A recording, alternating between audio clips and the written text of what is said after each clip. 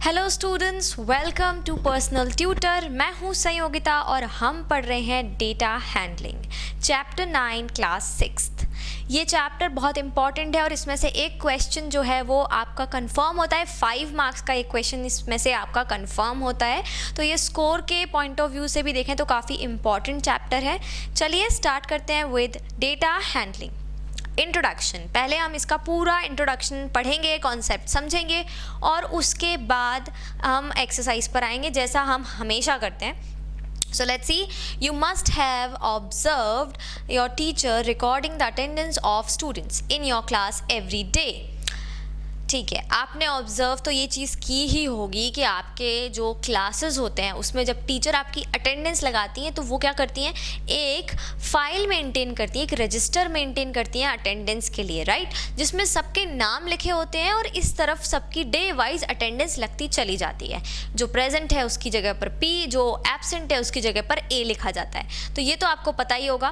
तो यहाँ पर वो बता रहे हैं कि ये जो पूरा सेटअप है रजिस्टर का, जिस तरह से अरेंज्ड हैं सारे के सारे नेम्स अल्फ़ाबेटिकली, पहले A वाले बच्चों के नाम आएंगे, फिर B वाले बच्चों के नाम आएंगे, उसे हम कहते हैं डेटा हैंडलिंग। मतलब किसी इंफॉर्मेशन को कलेक्ट करके उसे ऑर्गेनाइज करके रखना और उसको हैंडल करना, ये होती है डेटा हैंडलिंग। डेटा मतलब क्या होता है, कोई भी इंफॉर्मेशन जो आपके पास है और कोई भी आपके पास में नई इंफॉर्मेशन ऐड ऑन हो गई और आप क्या कर रहे हैं, अब उसे हैंडल कर रहे हैं, उसे ऑर्गेनाइज करके रख रहे हैं, तो उसे हम हैंडलिंग कहेंगे। तो डेटा हैंडलिंग में बेसिकली यही सिखाने वाले हैं आपको कि कैसे बड़ी बड़ी इंफॉर्मेशन को, बड़े बड़े नंबर्स को, फिगर्स को आप किस तरह से मेंटेन कर सकते हैं, ऑर्गेनाइज करके रख सकते हैं। Similarly, you must have seen a cricket scoreboard. 2 scoreboards have been illustrated here. तो नीचे यहाँ क्रिकेट स्कोर बोर्ड्स लगे हुए हैं, number of the bowlers, name of the bowlers ABCD, and overs कितने हुए, मेडन ओवर्स, फिर रन्स गिवन, फिर विकेट्स टेकन। ये सारी की सारी चीज़ें कितनी ऑर्गेनाइज तरीके से लिखी होती हैं कि हम एक बार इस टेबल को देखते हैं, एक बार हम इस स्कोर बोर्ड को देखते हैं और हमें समझ में आ जाता है कि गेम कैसा चल रहा है, किसने क्या किया। तो ये एक ऑर्गेनाइजेशन है। सोचिए अगर स्कोर बोर्ड की जगह पे एक पूरा पैराग्राफ लिखा होता जिसमें ऐसे एक सेंटेंस वाइज लिखा होता कि भाई इतने ओवर इन्होंने किए ख़त्म, इतने इन्होंने 6 लिए, इतने इन्होंने रन्स लिए, और ये सेंटेंस में लिखा होता, तो क्या आपके लिए समझ पाना इतना इजी होता? नहीं होता। क्यों? क्योंकि वो ऑर्गेनाइज्ड नहीं है। सेंटेंस में आपको डेटा उतना ऑर्गेनाइज नहीं मिलता है जितना जब आप टेबल में उसको ऑर्गेनाइज करते हैं, तब आपको समझ में आता है, सॉर्ट हो जाता है पूरा डेटा टेबल्स में। तुरंत आप टेबल देख के समझ सकते हैं और आपसे कोई क्वेश्चन अगर पूछा जाए तो आप उसका आंसर भी तुरंत दे सकते हैं, जितना कि आप पैराग्राफ में से नहीं ढूंढ पाएंगे जितना जल्दी। तो इसलिए ये जो चैप्टर है ये हम पढ़ रहे हैं जिससे हम समझें कि किसी भी डेटा को कैसे हमें ऑर्गेनाइज करना है। चलिए स्टार्ट करते हैं 9.2। ये 9.1 में तो आपका इंट्रोडक्शन है। 9.2 जो आपका टॉपिक नंबर है, मैं अभी एक्सरसाइज पर नहीं आई हूँ, ये टॉपिक्स पढ़ रही हूँ मैं।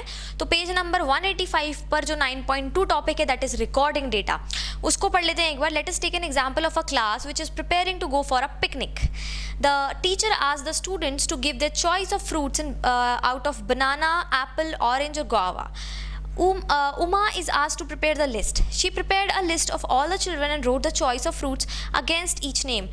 This list would help the teacher to distribute fruits according to the choice. देखिए यहाँ पर क्या किया है कि एक स्टूडेंट है उमा, उसको टीचर ने कहा है कि ट्रिप पर जा रहे हैं, तो बच्चों से, जो स्टूडेंट्स हैं स्कूल के क्लास के जो स्टूडेंट्स हैं, उनसे उनकी चॉइस ऑफ फ्रूट्स पूछ लो कि भाई किसको कौन सा फ्रूट खाना है और कौन कौन से फ्रूट्स अवेलेबल रहेंगे, बनाना, एप्पल, ऑरेंज एंड गुआवा। तो जो भी चॉइस बताता जा रहा है उसकी एक लिस्ट बना लो। तो उमा ने क्या किया है, यहाँ पर रैंडमली मतलब सारे बच्चों से एक एक करके पूछा और उनके आगे उनका जो फेवरेट फ्रूट है वो लिखती चली गई कि कौन क्या खाएगा। Now, if the teacher wants to know the number of bananas required for the class, she has to read the names in the list one by one and count the total number of bananas required.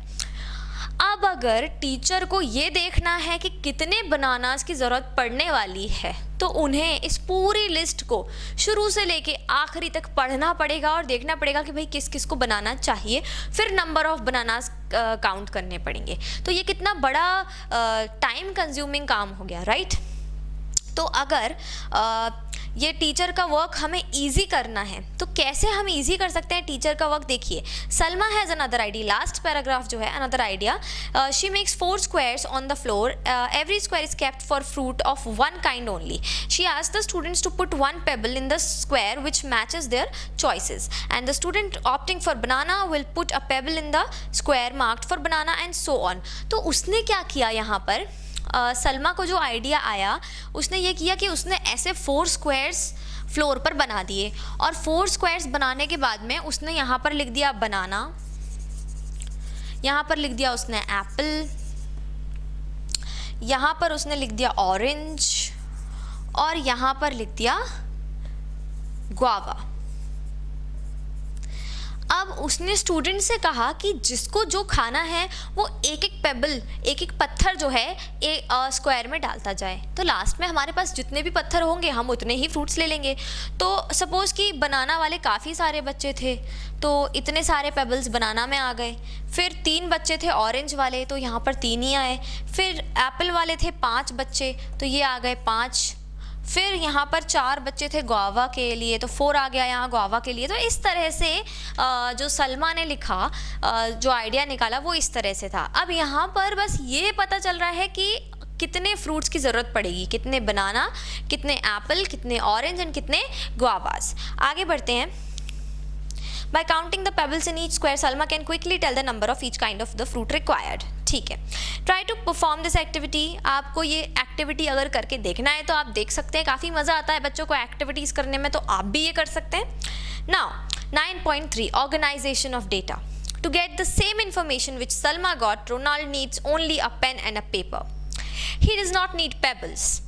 He also does not ask students to come and place the pebbles. He prepared the following table. तो इस list पे एक और idea आया, किसको? Ronald को। उसको क्या आइडिया आया कि भाई एक काम करते हैं, एक टेबल बनाते हैं और अच्छे से ऑर्गेनाइज करते हैं इस डेटा को। तो उसने एक बस पेन और पेंसिल ली और उसने एक टेबल, इस तरह से एक टेबल बनाई और यहाँ पर लिखा बनाना, यहाँ पर लिखा ऑरेंज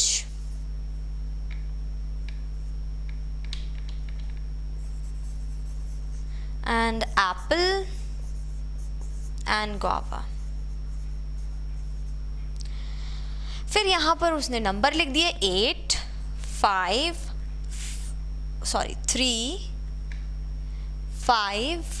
एंड 4। नाउ 8 उसने यहाँ पर राइट टिक किए। अब राइट टिक कैसे हो रहे हैं ये समझिए। उसने क्या किया, स्टूडेंट्स को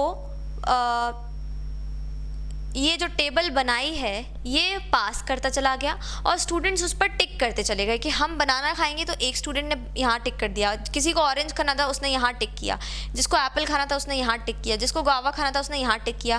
और ऐसे ऐसे करके जब स्टूडेंट्स ने टिक किया तो ये टोटल कितने टिक मिले? बनाना के ऊपर 1 2 3 4 5 6 7 8 टिक्स, और ऑरेंज के ऊपर 3 टिक्स मिले, और एप्पल के ऊपर 5 टिक्स मिले, और गुआवा के ऊपर 4 टिक्स मिले। तो उसने यहाँ पर टिक्स जो थे, जो टिक मार्क्स किए थे बच्चों ने, उसने यहाँ पर उनको टोटल करके यहाँ पर उनका नंबर लिख दिया। तो ये हमारे पास में ऑर्गेनाइज्ड एक डेटा आ गया कि भाई इतने इतने फ्रूट्स चाहिए पड़ेंगे ट्रिप के लिए, 8 बनानास, 3 ऑरेंजेस, 5 एप्पल्स एंड 4 गुआवास। तो इस तरह से रोनाल्ड ने और अच्छा काम किया और अच्छे से ऑर्गेनाइज करके हमें जो डेटा है वो दे दिया। तो how many students were there in the class? Find all this information. 4 students preferred guava. How many marks are there against guava? And discuss about this method which is the best. मतलब ये तीनों method में से आपको कौन सा method सबसे अच्छा लगा ये आप बता सकते हैं।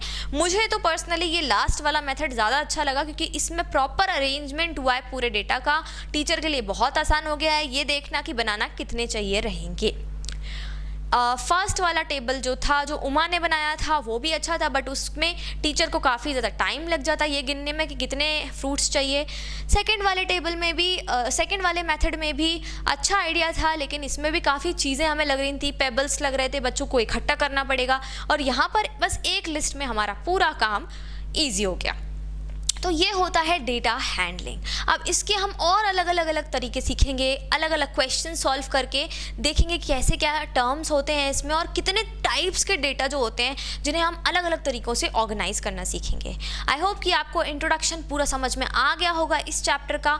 कोई भी डाउट्स हैं तो आप उन्हें कॉमेंट्स में ज़रूर पोस्ट कीजिए। मिलते हैं नेक्स्ट वीडियो में कुछ नए क्वेश्चंस के साथ अबाउट डेटा हैंडलिंग। तब तक के लिए thank you and good bye.